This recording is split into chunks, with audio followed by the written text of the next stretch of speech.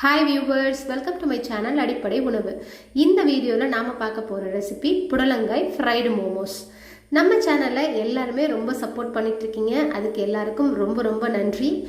நிறைய பேர் சப்ஸ்கிரைப் பண்ணாம நம்மளோட வீடியோஸ் பார்த்துட்டு இருக்கீங்க. சப்ஸ்கிரைப் பண்ணாதவங்க சப்ஸ்கிரைப் பண்ணிட்டு பாருங்க. அது எங்களுக்கு ரொம்ப மோட்டிவேட்டிங்கா இருக்கும். சோ இந்த டிஷ்க்கு தேவையான பொருள் என்னன்னு பார்த்தறலாம். 1 கப் புடலங்காய் சீட்ஸை நீக்கிட்டு கட் பண்ணி எடுத்து வச்சிருக்கேன். 2 கப் பட்டர் எடுத்திருக்கேன். 1 உருளைக்கிழங்கை வேக வச்சு மசிச்சு எடுத்து வச்சிருக்கேன். 1 கப் கோதுமை மாவு எடுத்திருக்கேன். மசாலா பொருள் pepper, garam masala, turmeric powder, மஞ்சள் தூள், உப்பு எடுத்திருக்கேன். இவ்வளோதான் தேவையான பொருள். ரொம்ப ஈஸியாக ரொம்ப ஸ்ட்ரென்த்தான ஒரு விஷயம். ஸோ கண்டிப்பாக நீங்கள் ட்ரை பண்ணி குழந்தைங்களுக்கு ஈவினிங் ஸ்நாக்காக கொடுக்கலாம். ரொம்ப ஈஸியாக செய்யக்கூடிய ஒரு ரெசிபியும் கூட.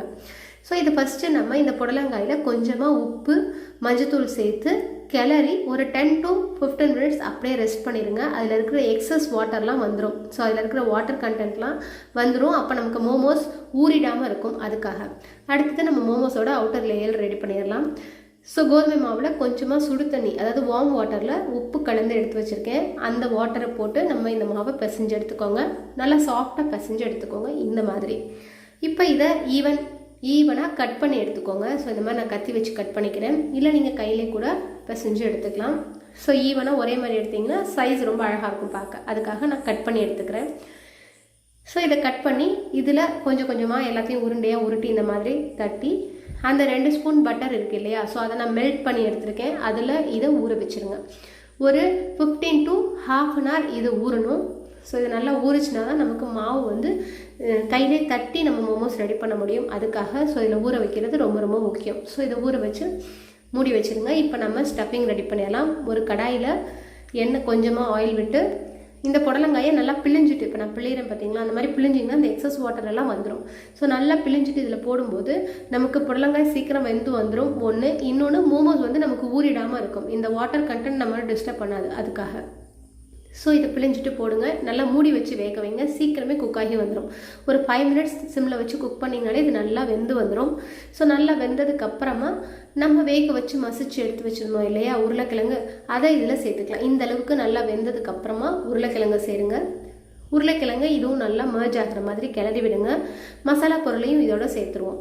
ஸோ இது நல்லா சேர்ந்து நமக்கு உள்ள ஸ்டஃபிங் வைக்கிற அளவுக்கு இதை நீங்கள் நல்லா கலந்து விடணும்.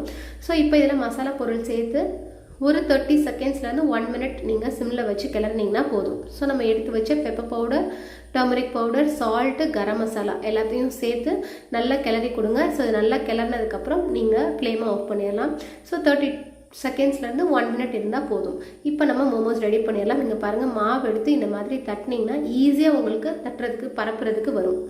ஸோ கையிலே இப்படி நீங்கள் மெலிசாக பரப்பி கொடுத்துருங்க.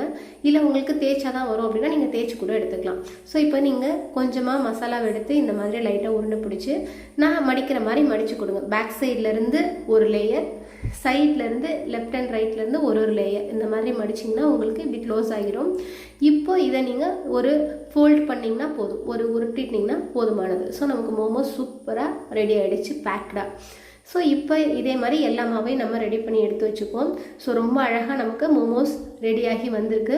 இப்போ இந்த மோமோஸை நம்ம ஏர் ஃப்ரையர் மாதிரி வீட்டிலே ஒன்று நம்ம ப்ராப்பராக பண்ண போகிறோம். என்ன பண்ண போகிறோம் அப்படின்னா, ஃபஸ்ட்டு இதை நம்ம ஒரு இட்லி தட்டில் பட்டர் தடவி இதை இட்லி தட்டுக்கு மாற்றி எடுத்து வச்சுப்போம்.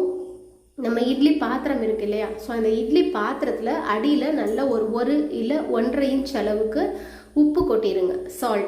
சால்ட்டை நல்லா கொட்டிட்டு இந்த தட்டை அப்படியே மேலே வச்சு நீங்கள் மூடி வச்சு 30லேருந்து 40 மினிட்ஸ் வேக வச்சு எடுத்திங்கன்னா உங்களுக்கு ஏர் ஃப்ரையர் மாதிரி ஒரு ஃப்ரைடு மோமோ கிடைச்சிடும். ஸோ இங்கே பாருங்கள், நான் உப்பு கொட்டி வச்சுருக்கேன். இப்போ இதில் நம்ம இந்த இட்லி தட்டை வச்சுட்டு மூடி வச்சுருங்க. மூடி வச்சு ஒரு 30லேருந்து 20 மினிட்ஸ், ஸோ 20 மினிட்ஸ் மினிமம் போதும். அதுலேருந்து 30 மினிட்ஸ்க்குள்ளே உங்களுக்கு இது ரெடி ஆகிடும். இங்கே பாருங்கள், சூப்பராக நமக்கு ஒரு ஹெல்தியான ஒரு ஃப்ரைடு மோமோ ரெடி பண்ணியாச்சு. ஸோ ரொம்ப ஹெல்த்தியாக ரொம்ப சூப்பராக நம்ம ரெடி பண்ணியிருக்கோம். இதை சாஸோட நீங்கள் ப்ரெசென்ட் பண்ணலாம், இல்லை நீங்கள் சும்மாவே கூட சாப்பிடலாம். ரொம்ப டேஸ்டியாக இருந்தது. உங்களுக்கு இந்த மாதிரி ஃப்ரை பண்ண பிடிக்கல அப்படின்னா நீங்கள் ஒரு பேன் வச்சு கொஞ்சமாக ஆயில் விட்டு ஷாலோ ஃப்ரை பண்ணி எடுத்தீங்கனாலும் உங்களுக்கு சூப்பரான மோமோ கிடைச்சிடும். ஸோ நம்ம தம்ப்நெயிலில் வச்சுருக்கிற அதே அவுட்புட் தான் நமக்கு கிடைக்கும். ஸோ கண்டிப்பாக ட்ரை பண்ணி பாருங்கள். மீண்டும் அடுத்த வீடியோவில் சந்திக்கிறேன். Until then bye viewers.